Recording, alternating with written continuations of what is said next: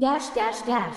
Rain had been falling for hours, the kind of cold, relentless drizzle that seeps into your bones and makes the city streets shimmer under flickering streetlights. Emma pulled her thin coat tighter around herself as she stood outside the coffee shop that was closing for the night. She'd been cleaning tables there for the last 3 months, barely earning enough to feed herself and the 2 little lives waiting for her back in a rented basement room across town. Her twins, Leo and Lila, were the reason she never gave up. Even when her shoes were soaked and her fingers numb, she kept walking. But that night, the exhaustion hit harder than usual. Her boss had yelled again, a customer had complained, and the ache of hunger gnawed at her stomach. The last bus had left. The city was silent except for the occasional rumble of a distant engine. She turned down an alley that led to the park, planning to rest on a bench before starting the long walk home. The rain had softened into mist. Her eyelids felt like weights.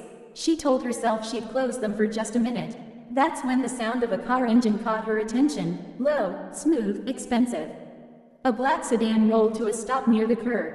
She didn't notice the tinted windows at first, or the man inside watching her. Inside the car sat Damian Moretti, the name that sent fear through half the city. The mafia boss everyone whispered about but no one truly knew. He was returning from a meeting that had gone wrong, his patience thin, his world colder than usual. But when he saw her, soaked, trembling, sitting alone on the park bench with her hands clutching a small photograph, something inside him stilled. He should have driven away. He didn't. A minute later, the car door opened.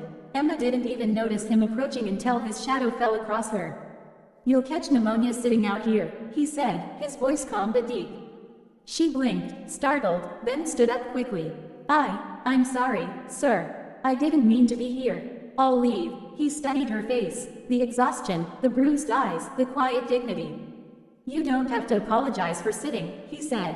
"Where are you going?" "Home," she lied. He looked at the rain-drenched street behind her.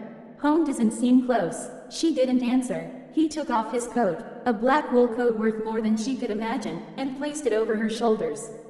The warmth almost made her cry. "I'm not taking your coat," she protested softly. "Just for tonight," he said. "At least until you stop shivering." She hesitated, then sat again, clutching the coat. He sat beside her, a man used to marble offices and silent guards now sharing a park bench with a girl who owned nothing but hope. For a while, neither spoke. The sound of the rain filled the silence between them. "Who were you waiting for?" he asked finally. "No one," she whispered. "Sometimes it's easier to sit than to walk." He understood that more than she knew. The warmth of the coat, the rhythmic sound of rain, and the steady quiet of the stranger beside her, all of it blurred together. Before she realized, her head drifted toward him, resting lightly against his arm. He froze, startled, then let her be. Within moments, her breathing evened out. She had fallen asleep. Damian stared ahead at the wet street, feeling the unfamiliar weight of her trust. No one had ever fallen asleep beside him, not without fear, not without a deal to gain. He could have woken her. He didn't. He sat there for an hour, listening to the rain and her soft breathing, until the city grew quiet and dawn began to glow behind the clouds. When she woke, she jolted upright, disoriented. "I'm sorry," she blurted, realizing she had been leaning on him. "I didn't mean to." "It's fine," he said simply. "You were tired." Her cheeks flushed. She stood quickly, pulling off the coat. "Thank you. I should go." "Wait," he said, reaching into his jacket and handing her a card. "If you ever need help, call this number." She looked at it, black, no name, only a phone number embossed in silver. "Why would I call?" "Because I don't give these to people often," he said, standing too. "And because someday, you might have no one else to call." She tucked the card into her pocket and left. Days passed, then weeks. Emma went back to work, back to her endless routine of exhaustion and survival. She never used the card. But one night, when her landlord threw her out for unpaid rent and her twins cried in the cold, she took it out and stared at the number. Her fingers trembled as she dialed. A familiar deep voice answered. "Yes, it's me," she said quietly. "Emma, from the park." There was a pause. Then, "Where are you?" An hour later, a black car stopped at the curb outside an abandoned bus station. Damian stepped out, umbrella in hand. When he saw her holding 2 small children close to her chest, something inside him shifted completely. Without a word, he guided them into the car. That night, he gave them a place to sleep, a real bed, warmth, food. The twins stared at him with wide eyes, and he found himself awkwardly offering them cookies from his kitchen. Emma stood at the doorway, uncertain. "You don't have to do this," she said. He looked at her. "Maybe I want to." Weeks turned into months. Emma worked in his household at first, helping in the kitchen, taking care of flowers, reading bedtime stories to her twins.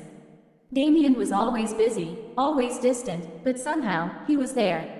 He'd stop by the dining room, ask if the twins had eaten, leave toys on their table without admitting he'd bought them.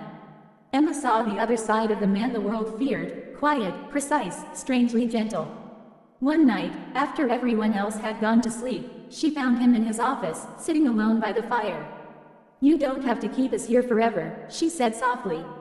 "You've already done more than enough."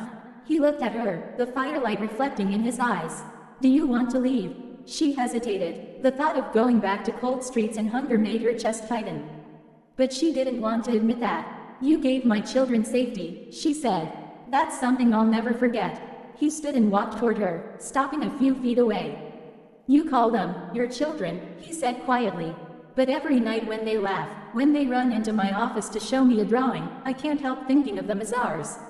Her breath caught. She stared at him, unable to speak. He smiled faintly, something warm softening his sharp features. "Don't look so shocked," he said. "They already call me their protector. I just accepted the promotion." She laughed, a real, quiet laugh that filled the room like light. From that night, everything changed. He began joining them for breakfast. He let Leo sit on his lap and play with his watch. He helped Lila build castles out of blocks.